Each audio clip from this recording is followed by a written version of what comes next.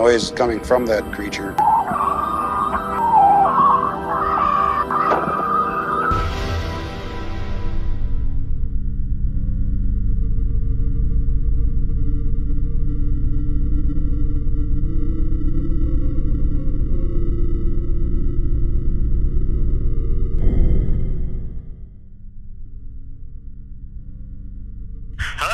Hello. Hey, brother, what's up? Not much. How are you doing? I'm good. You ready to rock and roll? Yeah, absolutely. All right. Just fire away. Let me know when you want to start. How long you want to go? An hour? Yeah, roughly around there, unless we're super deep in conversation. All right, no worries. I can go for a while, so it's not a problem. All right, cool. All right, so I'll just shut up and you can start it up. No, it's fine. Like I said, it's super casual. It's not live because you do live, right? Yeah. Yeah, mine are do tape shows, but mine are all pre-recorded, so I can edit stuff. Yeah, it's funny. When I started, I did tape, and a bunch of people seemed like everybody was doing live, and then I switched to live, and now everybody with Skype and everything does tape shows. So it's like I was thinking about that the other day. It's like. Right. It's like, wow, dude, doesn't anybody go live anymore? Right. And before, when I was younger and just started out, I'm like, oh, I can never go live. This is crazy, blah, blah, blah. But once you do it, it's like, right. You're not on national radio or anything. Right, yeah. So if something goes wrong, it's like, there's a couple dozen people listening maybe on a Friday night or whatever. So, right. Almost everybody listens on the podcast later. Right. So. Yeah, no, that's actually a good sort of intro. So do you just kind of want to introduce yourself or who you are? Sure. How you doing, folks? My name is Tim Binnall. I created Binnall of America. It's a podcast. BOA Audio is the shorthand for the podcast. We've been doing that since 2015, so about 15 years now. A little more scattershot in the last few years, but in total, we've done like 300 plus episodes. I've interviewed so many legends in the field: Stan Friedman, Jim Mars, Brad Steiger, Lauren Coleman, a whole bunch of folks in the Shock Ballet, a whole bunch of folks in the field of the paranormal over the years, and a lot of people that I interviewed like 10 years ago they were like up and comers. I remember saying that as I introduced them, and now they're pretty established people in the field, so it's pretty wild. And in addition to that was kind of my entry into the world of the paranormal. My full-time job is I'm the news editor for Coast to Coast AM, the nationally syndicated radio show hosted by George Norrie. Paranormal, monolith, if you will. It's the titan of paranormal radio. So that's like what the I do coolest is thing ever. I collect news stories and write news stories for the Coast to Coast website Monday through Friday. Churn out 3 a day, so putting about 15 articles out every day, and I've been kind of living in the paranormal news cycle for the last 5 years. So it's quite a departure for me, where first it was something I had an interest in, and now it's my career. And I'm more informed about the paranormal than I ever thought I would be. Mm-hmm. So that's who I am. That's what I do. And thanks for asking me to do this, Nate. I really appreciate it, and looking forward to chatting with you. No, this is totally an honor. You and I first met at the 2019 International Cryptozoology Conference because you were the MC for that, and I was doing the audio visuals. Yeah, I bet I met you though at the other one though. I bet I met you you were at the ones preceding. Yes, I was. I was at the 2018 one as well. Yeah. So yeah. I sort of slowly became more. First, I was just in the audience as a friend of Lauren's the first time I went. Right. Kind of much like my career in the paranormal. Then I said by the third year I was the MC. So it was, that was a lot of fun. That was a great weekend. Every time up there with Lauren has been great. I meant to ask him when I had him on the show a couple weeks ago if he has any thoughts about doing another one of those, because I would love to be a part of it. Yeah, absolutely. Lauren's great. I just listened, or last week I listened to your to that episode that you did. Yeah, it was a lot of fun. And what is you're starting a new? It's sort of like an event thing for your podcast called Summer of Strangeness. Summer of Strangeness. Yeah. Well, essentially what it is I used to do the show in like seasons, of like about 35 episodes spaced out over the course of a year, and then that started in like 2005. And then when we reached the 10th season was about when I started this full-time job with Coast to Coast, and doing both of them was really hard. And as I've joked on the show, I kind of have this like OCD thing where if it was like if I went past 10, if I did 11, I'd have to do 15. Like I'm only going to be able to end this on a round number, so I was like, let's end it on 10. We did an amazing season. So we ended it at 10, and I always had some traditional holiday episodes. Including one that I loved and I miss a lot. The holiday special with Stan Friedman. Every the last Tuesday or whatever before Christmas, we would sit down and do a listener questions with Stan Friedman. We did that's that awesome. for 15 years, 14 years. We did 14 years of that, which was like pretty amazing. I was gonna say, that's incredible. Yeah, pretty awesome to have done that for so long. And so long story short, so around like 2015, I was like, I gotta revisit this, how we're doing things. And so we wrapped up the seasonal format. Then, then I came back for the holiday shows that year. And then the following year, I came back for the holiday shows and a few more. Kind of added a couple more every year. And then this year, with the pandemic, everything was like so crazy. I don't know. It's funny. I didn't really do any podcasting in 2016.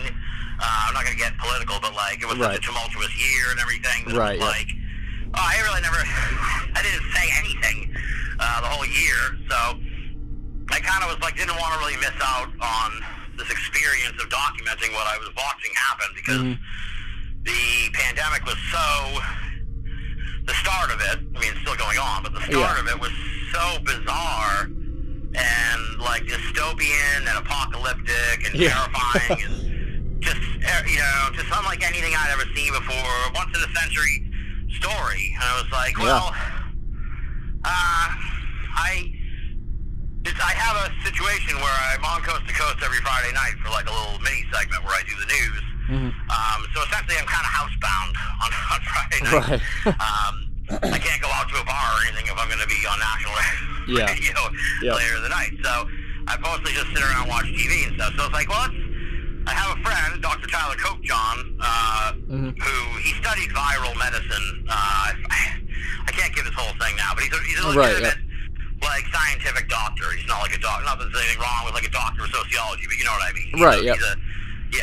He's not like I don't think he's a PhD, but he's a I don't know.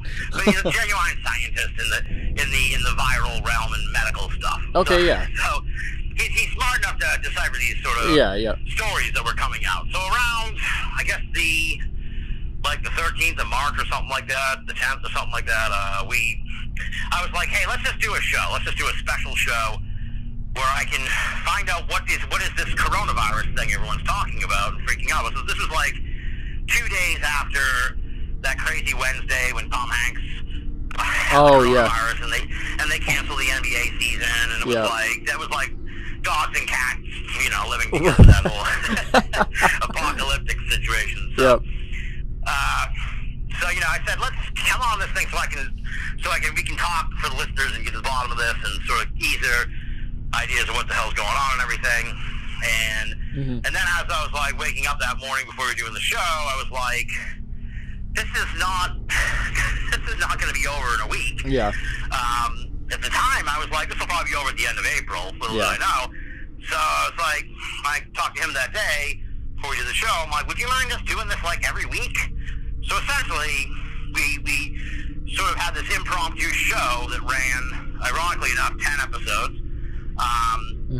Just sort of breaking down the latest thing that's been happening with the coronavirus and all that stuff. So we wrapped that up the end of May, because it seemed like that's about when the coronavirus seemed to move in the zeitgeist out of the 1A position of everyone's minds. Now, of course, there's all kinds of other things going on, and it was like we would have been so far afield talking about the coronavirus at that point, people wouldn't make any sense. So, and a lot of my old listeners were like, hey, I like what you're doing, it sounds interesting, but I don't want to hear any more about the coronavirus. So, like, let me know when you get back to the paranormal. So eventually, it was like, well, this thing's run out of steam. People want to hear about the paranormal. I still want to talk about the paranormal. So let's do, let's me, I will do, a summer of just paranormal shows. So hence the summer of strangeness. That's the long version of how we came to that. No, that's great. You made like a whole event out of it. Yeah, I'm trying to. It'll be fun, I think. Yeah, at least that's the feeling I got. It feels like an event. Good. Yeah. You mentioned Stan Friedman. Do you want to talk about what it was like interacting with him and being with him and stuff? Yeah, I mean, sure. I just had a really,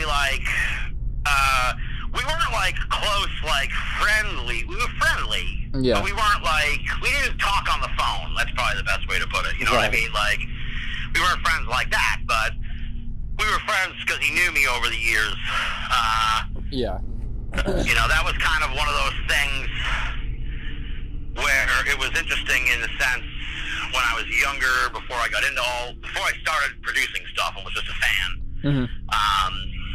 My friend and I, he was really into this stuff too. This is like how crazy life is. We had a joke, we would go for coffee, and we'd always leave an empty seat for Stan Friedman. Oh yeah. I don't even know why. In the hopes that he would come and hang out with us. That was kind of a, that was just sort of the running joke. Mm-hmm. And he and I talked, my friend and I talked over the years, just how bizarre this was, because then I went to a few conferences. I did the slides for him the first time I met him, in 2004. Oh yeah. And just same kind of thing, slowly worked my way up and earned his respect, I think, over the years, asking questions and showing him that I knew what I was talking about. Right. I don't know where I said it, but my goal always, I guess, or my dream in a way, was just for him to know who I was. Mm-hmm. So by the end, to sort of have this mutual respect was wow, this was an incredible journey. I think he's the best. I'm a diehard Stan fan. Yeah. I think he was the greatest UFO guy ever, I think. Right. So, Yeah. It's a whole different world now without him. Right, yeah, I can understand that. It kind of reminds me of the relationship I have with Lauren, because yeah, for sure. I grew up in Maine my entire life, and my dad and I would since I was little, were just fixated on the paranormal and, cryptozoology in this case. And when he opened up the first museum behind the books, the Green Hand, we were like, wait, he's been here this whole time and we didn't know. So it was cool because I grew up, reading Lauren's stuff and watching all the shows and stuff like that. And then now, I'm like working for him and helping him with conferences and stuff like that, and it's super awesome. Yeah. Yeah. Well, you kind of, like you said, walk the same trail I did. That would be the advice I would give young people getting into this, or just people getting into it now, where it's I sometimes see people who, I guess they come at it in a way where they flag off the old guard, where they're like, I'm going to be the new guy. Oh, yeah. And it's that's not how I came into this. That's not how a lot of my friends came into it. Right. Where it's you find the people that you like and respect who have been in this for a while. Yes. And you try to, I don't know, I wouldn't say try and become friends with them, but you reach out to them, you communicate with them. Yes. And you show sincere interest, and they'll take care of you, man. They will shepherd you into the fold. So I've heard people say, oh, the gatekeepers of this field and the gatekeepers of that field. It's there's no gatekeeping. I've never had anybody shut the door in my face, and I was like a nobody when I started this. I was cold calling people to come on my show, people like Stan and Lauren. Right. And they were happy to do it. So it's if you come at this with an honest and open heart and mind, I find that the people who've been around for a long time are happy to help you out. I mean, hell, I've helped out a lot of people. I mean, it's frightening. I've been in this now for almost 20 years, so I mean, but I've helped out a lot of people that come to me with like quite honest questions and sort of genuine interest. So you know, that's my advice. No, that's great. That was really, really well put. So sort of going back to Coast to Coast, how did you end up becoming a writer for them? This is like one of my favorite stories. This is kind of like the Stan Friedman. Oh yeah. The Save the Spot for Stan. I don't know if you might have heard this story in Maine, but I graduated from Syracuse University. Oh yeah. In 2001, and I got home that summer, and my dad handed me a piece of paper, and he said, "This is how much you owe." And it was like my college loans and everything. Right. And then he handed me the want ads, and he said, "Here you go." And that was pretty much my entry into the real world. Right. And so luckily he pulled some strings, and he got me a job as an overnight janitor at my old high school, which was really kind of a humbling experience, because like here I just got out of Syracuse University, and I'm back mopping the floors in the very school I graduated from like 4 years earlier. Yeah. But during that time, because it was an overnight thing, I got reacquainted with the paranormal, and somebody introduced me to Coast. And since I was there 5 nights a week, I could listen to Coast all the way through. Some people, you know, it's hard. I mean, sometimes you can listen, like here on the East Coast, it's 1 o'clock in the morning. You can listen for a couple hours, you fall asleep, maybe try and catch it the next day if you're a subscriber. But it's not, you know, it's hard unless you're an overnight worker. So I absorbed all that stuff. This is, I guess, another piece of advice I would give people. Like, I just, like, kept my mouth shut and just listened and learned and absorbed as much information as I could for, like, 2 years. Just listened to as much Coast to Coast as I could and read as many of the books from the guests as I could, people that interested me. And then I started doing stuff. And once I had that foundation of knowledge, I would recommend that to people. That's a really smart way to go about it. Yeah. Some people have an interest, and you know, they have a logo before they know anything about any of this. Yes. So, so eventually, I learned all this stuff. I wanted to know more about these people, and that's sort of the story of how the podcast started, because I was like, well, I'm working. I don't know if I can call in. You know, you only get one question and all that stuff. I'm not going to be on hold.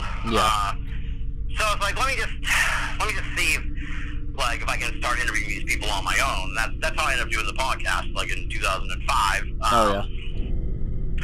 Eventually, the folks at Coast to Coast got to know me because I was writing about Coast to Coast on like a blog I had, and they needed a fill-in guy. So I joined up as their fill-in guy at the website. Oh, wow. And eventually, we all kind of put our heads together about 5 years ago, and we were like, well, you know, we have this big website. There's nothing going on in the daytime. We don't really ever do anything with it. So, you know, why don't I become your news guy, essentially? And that's pretty much, they thought it was a great idea because, you know, the website was just there and the people were coming to it, but we weren't really kind of refreshing it with anything throughout the day. Right. So now we do. Now people go to the Coast site. Every couple hours there's a new article up from me throughout the day. Right. So that's kind of the long and short of it. It's been a great experience. It's been it's been transformative. Yep. I can imagine. Having an interest in this, having to go from your hobby to your job is a really interesting experience. Right. You know, good and bad. It's nice.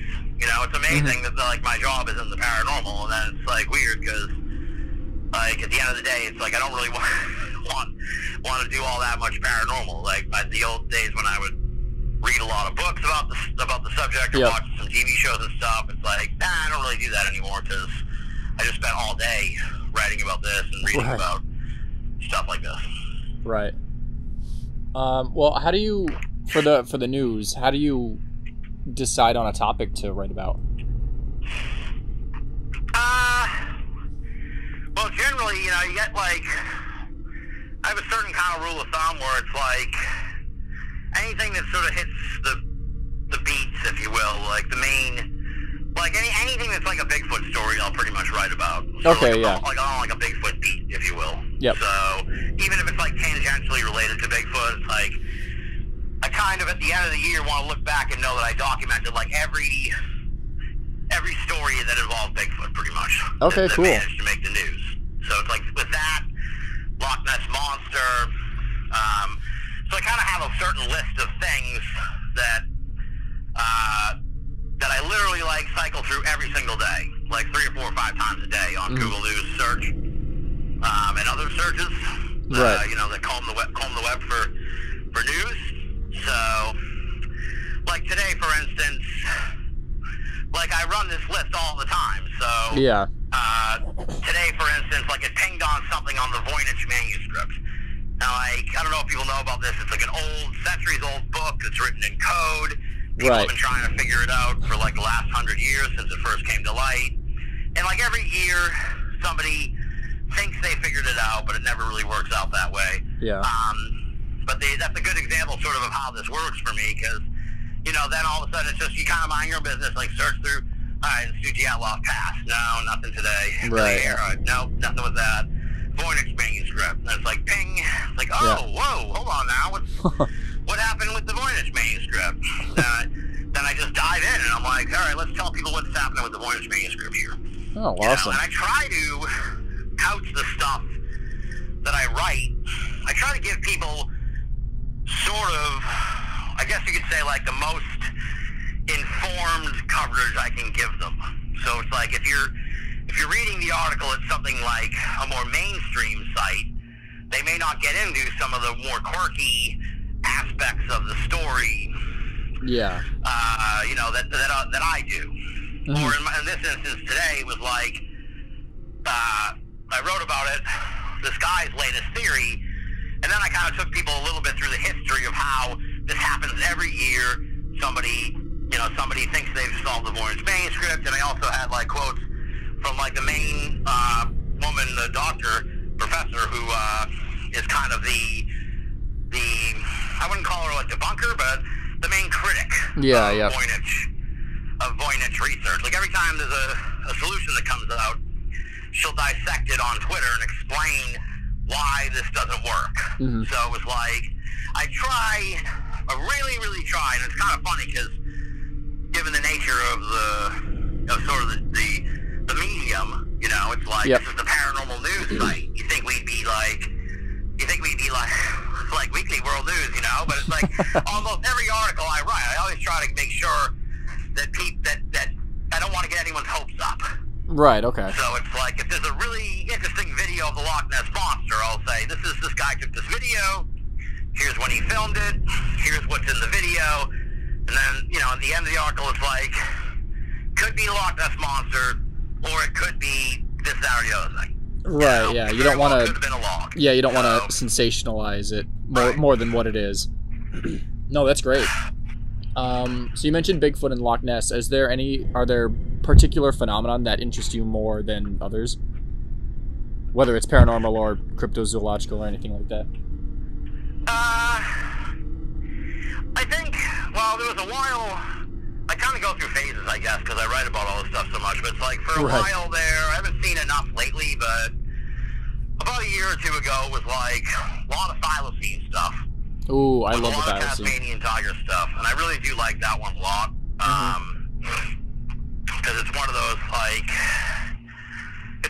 that, it's not like, oh, is it real or not? It's like, it was real, and now Right. it's just a question of, is it there or not? It's more of a really odd mystery, you know? Yes, yep. So, that's one I really like a lot, and like, the Yowie I really like a lot, too. Yeah. There was a lot of good stuff coming out about the Yowie a few years ago, too. Totally, yeah. Those two I like a lot. The Orang Pendek. That's a really interesting one. Yeah. That Dr. Anna Nakaris, because I had thought it was kind of dying out, but the more I talked to her, she made it sound like there's sort of ground level research going on was looking for it. Oh, so cool. that was the impression I got when I talked to her, but that was a while ago, so I may not. She was awesome too at the conference. Yeah, she was enlightening. It was really amazing, the stuff she talked about, going on the ground expeditions and stuff like that. Yeah, absolutely. Stuff you never even think about, like, right. How do you do that? Yeah. It's like, how do you go to Sri Lanka and, like, yeah, it was really, right. you know, it was enlightening. So those are sort of the creatures. I'm not as into like, I kind of got in on UFOs and Bigfoot. Those are the two things that really were my main two interests. But with UFOs, I've just kind of lost interest. It doesn't really, all this stuff with UFOs now is like really political or something. That don't even be the right word, but it's like, it's not about the phenomenon anymore lately. It's about the machinations of the government. And, yeah, I get that. And to me, it's, you know, I've seen a lot of that before. I understand why people are excited about it. Yeah.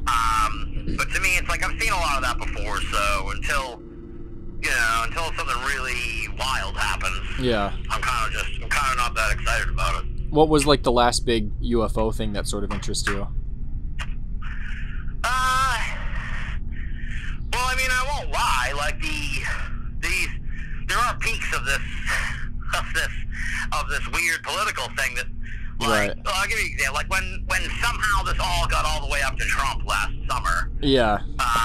Like, that interests me. Like, if you can't, you know, if you have an interest in the UFO phenomenon, like you're kind of like, you're almost required to care what the president has to say about the UFO phenomenon, because they never talk about it. Right. So, I mean, I'll give sort of that strain of UFO research a nod. I mean, they seem like they're moving the ball down the field. Yeah. But at the end of the day, I'm more interested in the ball than sort of the game. I was gonna say, I think I can count on like one hand the amount of times like a president has mentioned UFOs, or even like acknowledged them. Like twice, once or twice, like in their administration. Yes. At best. Right. You know, and sometimes when they're out of office. So but I can't think of, like, I see so many UFO videos that almost all of them are like really bad. Yeah. It can be explained. Right. That to me, it's like, I haven't really seen a UFO. I mean, some of them are like, wow, that's really cool. But then, you know, you talk to people. I have a good friend on Twitter, not Scott Waring, Scott Brando. I get Scott Waring and Scott Brando confused a lot, but he's listening. Yeah. Scott Brando's listening, he's taking his fist. Yeah. Scott Brando, he's got UFO of interest, and he could make, I keep telling him, he needs to make like a chart, because every time I see a UFO video, and he'll get me. Like, I always say, this could be a balloon, but he'll get me if I'm not careful, because he can look at like any YouTube video and be able to, he can be like, oh, this is actually flares dropping from this, that, and like, here's 3 videos from this situation where we know for sure that it'll match perfectly. Yeah. So it's really hard. It's really hard to see a UFO video nowadays and not be jaded about it. Right, that's fair. Especially after things like the Phoenix Lights and stuff like that. Yeah, exactly. I think, and having been in this for so long, I think, like, I have developed sort of a weird paranormal tolerance too, where now I need to seek out harder paranormal topics. So right. I've over the years, I've taken a real liking to, like, the Dyatlov Pass incident is like a huge favorite of mine. And then this is like a weird thing that happened, like a couple years ago, because I consider myself sort of like this observer of the paranormal. Okay, I'm not necessarily like in the paranormal field anymore. I'm not a UFO researcher or Bigfoot guy. I'm just an observer of the paranormal and research fields. So I noticed that whenever I wrote about the flat Earth, people the traffic was like really good. Like, people really read a lot about the flat Earth. So right. I kind of filed that away in the back of my head. And my friend Paul Kimball was putting on a conference in Canada, and asked me to come up and speak. And I don't ever really do conferences or anything. So, but we're good friends, and I thought it'd be a fun challenge. And so I kind of thought for not very long, and I was like, let me, you know, kind of like how I just said to you, it's like I want to talk about this flat Earth. I want to find out where the hell did this come from? Right. Like, where did this come from? And you know, why is it so popular right now? So I did like a pretty serious dive into the flat Earth. Now, I should obviously say, for anyone who somehow might be misconstrued, I'm not a flat earther. I don't believe in the flat Earth. I'm just fascinated by this, like, really, on the face of it, bad conspiracy theory that somehow keeps coming back. And I did a deep dive into the research and found out that, like, it actually started, I mean, in the way that we know it.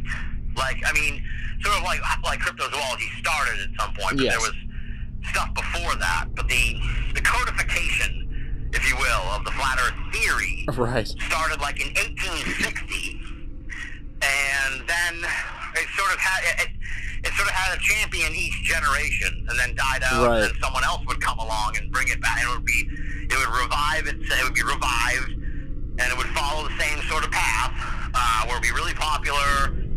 And scientists would explain why it was not true, and then, you know, as you reach a certain point with the flat Earth theory, like, there's nothing you can do. Right. Like, you can go out and look for Bigfoot, but there's only so much you can do with the flat Earth theory. Other than proselytize about it, and I think that even gets tiring. Yeah. So it fizzles out. So that's kind of the cycle we're in now. I think the current bubble, I think, is kind of burst, and I think it's kind of on the downswing now. That would be my theory about what's going on with the flat Earth theory. But the amazing thing was, I really committed to this, and I was gonna say you're the only one to have ever brought up the flat Earth on my podcast so far, and probably ever. So we're not just leaving that. We need to talk a little bit more about that, I think. Oh yeah, no. I got more to talk about that. So I really committed to it, and actually went to Dallas for the 3rd annual Flat Earth International Conference, and essentially, like, embedded myself with the flat earthers, and spent the whole weekend with them. What I noticed was that, like, all the other media people were doing these, like, run and gun things. They would come in for like 2 hours and talk to like 5 people and then get the hell out of there. And like I said to, like, all the flat earthers, I'm like, look, man, I'm coming in with my hands up. Like, I don't have any trouble. I don't believe in the flat Earth. You guys do. Don't try and convince me. I won't try and convince you. I want to know why you're into this. I'll give you a fair shake. I'm going to be here all weekend, hanging out at the bar with you guys. And I became friends with them. You know, I really became awesome. Friends with the flat earthers, and kind of got to understand them a little bit, I think. You know, you never really can kind of figure out exactly why people are into this, but what's amazing to me, as someone who's been in this stuff for 20-something years, or almost 20 years, was that, like, almost everybody, to a man, to a woman, had only gotten into this in the last 3 years. Like, they had all got turned on to the flat Earth like 3 years ago through YouTube videos, and none of them knew. It's just like crazy. They're the flat earthers, right? Not me. I'm not a flat earther. They're the flat earthers. I knew more about the history of the flat Earth than anybody there. Nobody there knew anything about these people from the 1860s, from the 1900s. You know, people who were household names at the time, who were flat Earth, who were like the main flat Earth people, and they had no idea any of the history of this subject. And I was like, this is really wild. This is really like amazing. They completely, and all of them are like, oh, that's old. That doesn't matter. This is the new flat Earth. Like, it's the same. You guys are saying the same thing. The same thing they were saying in 1860. This is wild. Jeez. That's incredible. So that was fun. I thought about writing a book about the flat earthers, but I don't have the time.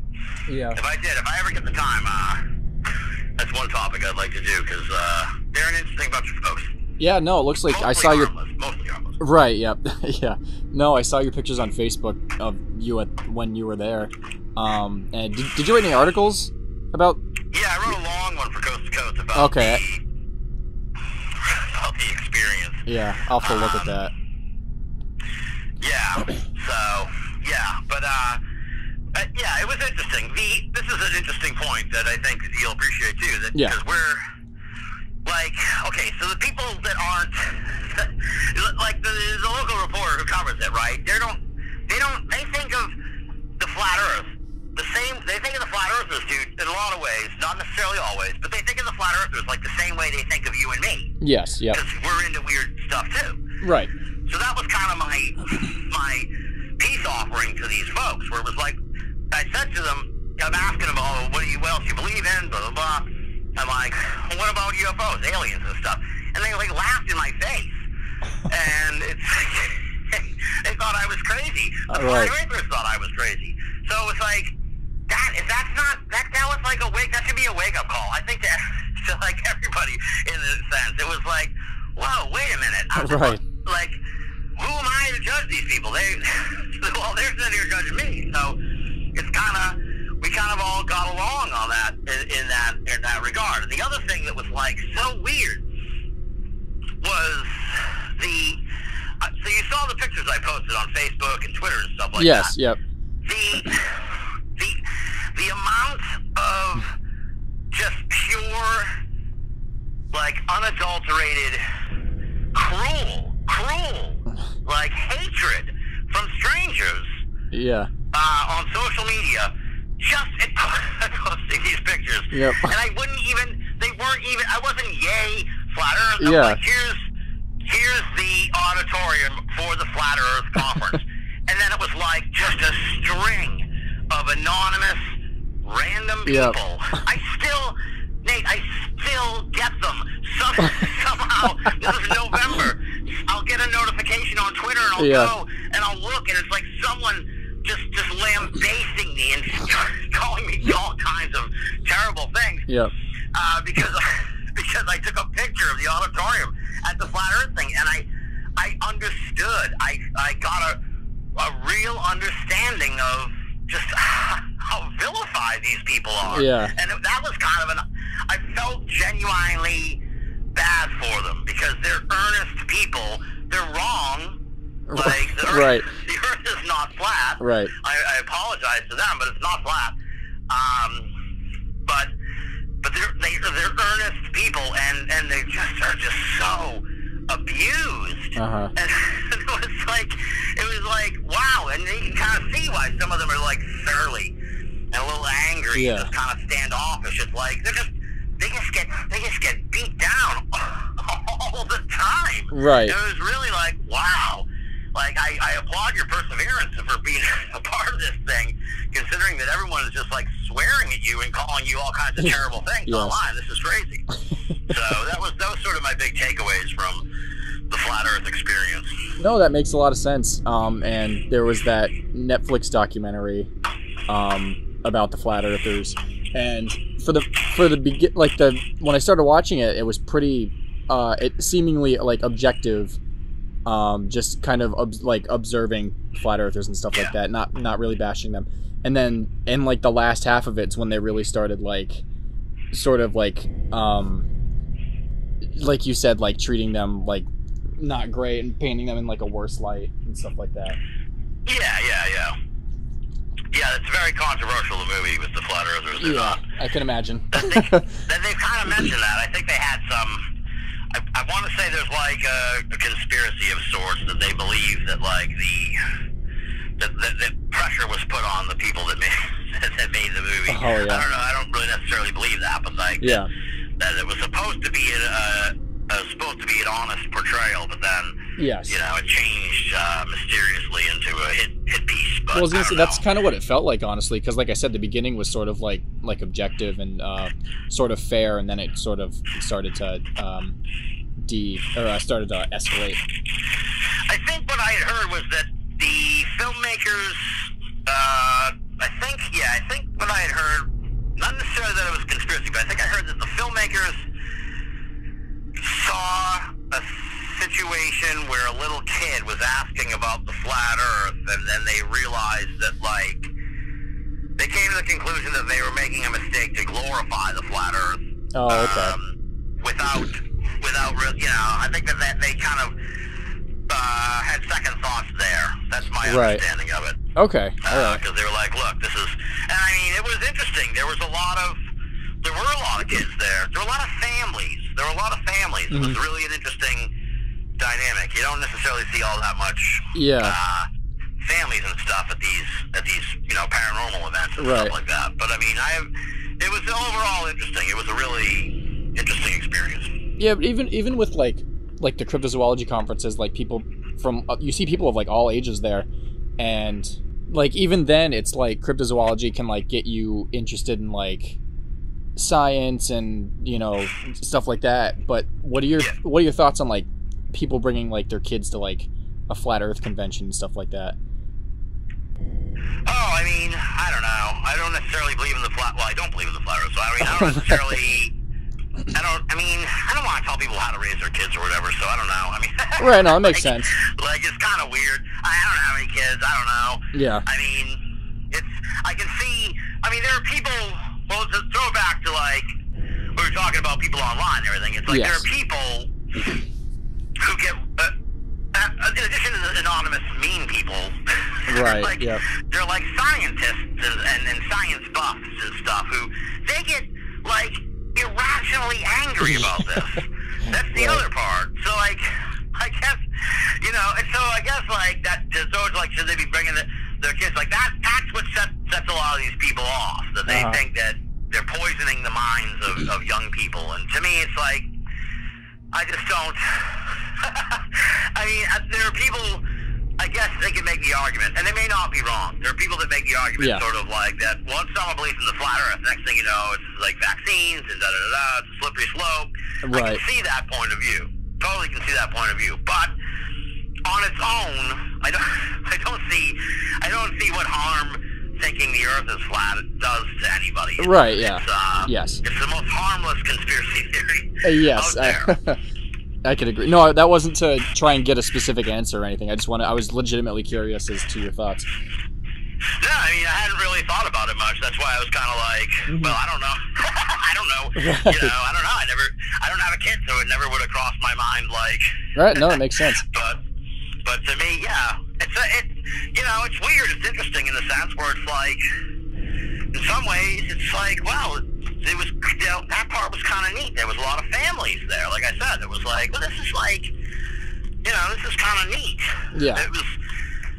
There's a certain, like, there's a religious bent to a lot of it, too. A lot of it's sort of based, they think, in the Bible. That they can sort of interpret Bible verses to say the Earth is flat. So there's a sort of underlying religiosity to it. Yep. That is also, like, that kind of ties into the earnestness of it all. Where these folks they're not mean flat earthers. Right, they just believe this is their faith. And yes. It's hard to, it's one thing to make fun of somebody because they believe something crazy, but it's like hard to have that same sort of Jean Desai with somebody where it's like this is a matter of faith with them. So right, okay. It's a really, really complex community of people. Yes. So as you can see, I really, it's a fascinating, because to me, it's like like you and me and the folks who are interested in sort of like ostensibly, presumably, like Bigfoot is attainable. Like, not Chupacabra, but like Nessie or whatever. These creatures some of them are attainable. Some of them you can kind of solve, maybe like over time. Right. UFOs, presumably the answer is attainable. It's that kind of thing. You can go on a ghost hunt and get evidence for stuff. With this, it's like you're already starting from the wrong. You're working backwards from the wrong solution. Right. Yep. And that's what is like. It's like that's all I've been saying. I'm like, why do you like? What's driving you? What is the end game of this? But no one really has an answer for what the end game is. It's like you really think that you think the Earth is flat. So do you think the government is gonna is that what you want? Flat Earth disclosure? Like how the UFO people want the government to tell you the truth about UFOs. Like the flat Earth people want the government to tell you that. And almost all of them thought that was not even a possibility. they're really? No, they'll never do that. They'll never do that. So it's like, they don't really even have sort of an end game, at least a unified end game. Right, yeah. A lot of it was different things. Huh, that's interesting. I never really thought of that. That is, I can say that's the most, I think that's the longest I've, like, talked about the flat Earth before. I'll tell you, dude, I'm looking forward to hearing, even though I'm in the show. This is probably the most I've talked about it, this is probably the most I've talked about it in one setting in a right, yeah, that's what I meant. Coherent fashion. I think I was on another show and they sprung it on me where they were like, what was it like going to that thing? And it was like, oh, I haven't even thought about that in like 3 months. Let me think about it. But yeah, this is the first time I've got a chance to really kind of present some of my findings on the flat Earth people. Well, that was cool. Interesting group of folks. Yeah, absolutely. Well, that's what I like about how casual I do this, is that just came up naturally, and we talked that long about it. Yeah, for sure. But so going back to conspiracy theories a little bit, not to spoil of your episode with Lauren or anything, but you guys are talking about the Twilight language, and I have a very limited knowledge of that. Lauren brought up like Bushwhacked and what's his name, Uri Dalbanco, I think, and I never got around to looking super deep into it. I was gonna ask you about it, just about the idea of like just the Twilight language in general, because that's something I kind of want to start looking more into. Yeah, well, Lauren's the man to follow on that kind of thing. Yeah, right. I only tangentially kind of follow it. I'm sort of just a casual observer. I'm not really as well versed in it. The idea is just sort of like these overlapping names, like Lauren talks about the Lafayette or Fayetteville. Oh yeah. Like strange things happen in these places. He could rattle off a whole list. I don't recall them right now, but and that there's like a mystical, it's hard to put your finger on. Even Lauren was kind of like, nondescript about, I don't know if that's the right word, but he didn't really, no one seems, no one can really kind of put their finger on like, what does this mean? Where is this coming from? Right. It's sort of like this weird thing in the ether where names and place names and things like that, dates and birthdays and stuff, are imbued with some kind of, like, for lack of a better term, like magic or energy. Okay.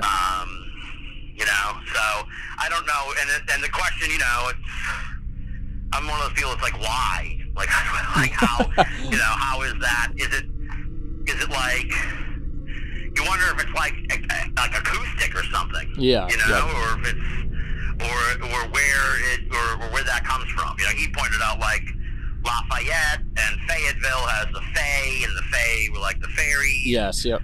So, and it's like, how do, I don't know the answer to this question, but it's like, how these names come about? How these things happen? Who comes up with these names, and do they spring up naturally, and that kind of thing?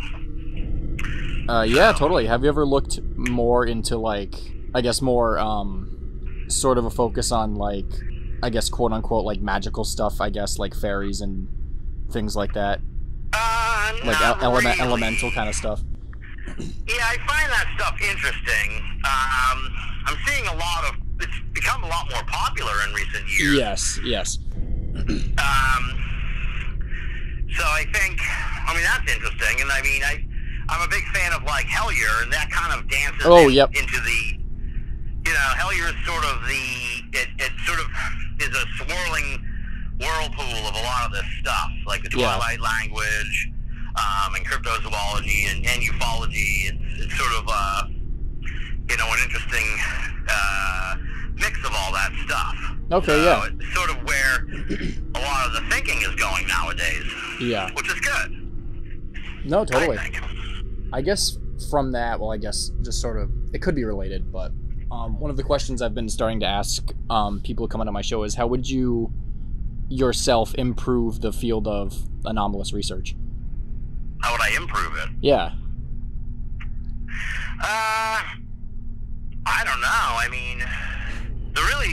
the best way to improve it, this is like, I don't want to sound like crass or anything, but like, just it needs more, like, people need more money to do stuff. You know what I mean? Yeah. It's not, it's hard. That was always the sort of, we talked about a long time on my show. It's like, just, people think that, like, you make money in this, like, you really don't. And, right. And so, like, if you, and I'm sure you've done projects and stuff, Nate, it's like you got to get your own funding for that. Yes, exactly. And that's starting to change. It's starting to get better with the GoFundMe stuff. Seth Breedlove has, you know, he's made a career out of it. Just absolutely, yeah. Picking him up by his bootstraps originally to get this thing off the ground. Right. So, you know, that would be one thing. More diversity is always good. Absolutely, yeah. You know, more people of color, more women, all the, you know, more LGBT folks, like all that stuff. That would be great. Right. So yeah, more diverse perspectives, because maybe there's something, you know, maybe there's something that's been missed. You know, the more perspectives, the better. The more diverse perspectives, yeah, could totally only help. You know. Well, yeah, and kind of like how you said with the like the flat Earths and the flat earthers and the UFO people, kind of like them laughing about like aliens and stuff like that. It's not entirely different with people who like just focus on Bigfoot or just focus on UFOs and stuff like that. They all sort of like laugh at each other, whether or not, you know, UFOs and Bigfoot coincide at all. Yeah, that's been that way since I started out. So. Right. It always seems like it's getting better. I think there's always sort of a nice, it's gotten pretty healthy. Maybe it's turned into a river. It was sort of a stream when I started off. People who kind of cross over between all the different disciplines, and maybe it's just because I've gravitated toward the same people, so I'm kind of off on my own tributary, but a lot of the people I know are sort of able to discuss a bunch of different stuff, or at least have a working knowledge of it. Yeah, totally. You know, and doesn't necessarily scoff at things. Yeah. So, but I know what you mean. There are a lot of people. Right. Yeah, there are a lot of people that don't. And it's you know, it's nobody's fault. Right. I didn't mean to say that to throw a blanket over everybody or marginalize anyone or anything. Right. Well, I was gonna say, it's like nobody's fault. Right. It's just sort of human nature. But like, people get into, like, say, ghosts, and they become so into the ghosts that they never get into the other stuff. Right. Yep. I just think that's kind of like human nature. I remember I was on a ghost thing, and I was going to see or talk to Nick Redfern like a couple weeks or whatever, and mentioned it to somebody, one of the people on the ghost thing, and they had no idea who Nick Redfern was. Oh, yeah. And it was like, how do you not know who Nick Redfern is? He does all kinds of stuff, but he's never written about ghosts, so he never got on their radar. So, yeah. You know, but like I said, I guess if people just want to do one thing, that's fine. But be cognizant that other people are into other stuff, like you're saying. There's no need to like one up each other as far as like, the Bigfoot stuff's real, but the UFOs is silly. It's like, like I said with the flat Earth people, it's like, this is all silly, man. Like, we're all part of the same marginalized group of people, right? Just on different wavelengths, right? Well, and to outsiders, we all look weird, so yeah, exactly. So yeah. No, I was talking to, I don't know if you're familiar with Scott Martis, the lake monster researcher. I had him on my show, and he said a very similar thing about funding and stuff like that, because he brought up that the defunct Cryptozoology Society, and what did them in was funding. He said they couldn't get enough funding to, you know, keep the society going, to do expeditions and stuff like that. Yeah. If you want to do anything, you gotta have some money to do it. Right. You know, even if it's like produce media and stuff like that. Absolutely. So, yep. It's hard. Yeah, So, to kind of wrap it up, I guess, I know you've given a couple bits of like advice and stuff like that, but I guess if you had some final words to say, as doesn't have to be about the fields or anything like that, it could be life lessons or anything, what would you tell everyone? I already gave all my best advice earlier. I mean, I don't know, like I said, just like listen, you know, try to learn as much as you can, and you know, find somebody that's been around for a while and try and befriend them, but don't do it in like a parasitic way, if that makes any sense. I've had people that try to sort of latch on to me, and I can't. They seem to have not the best intentions, right? You know, where they just want to become known, and it's like, no, that's probably that's a good jumping off to some advice. Just don't make. We joke about it on my show all the time. People in UFO world, it's like, just don't try and be.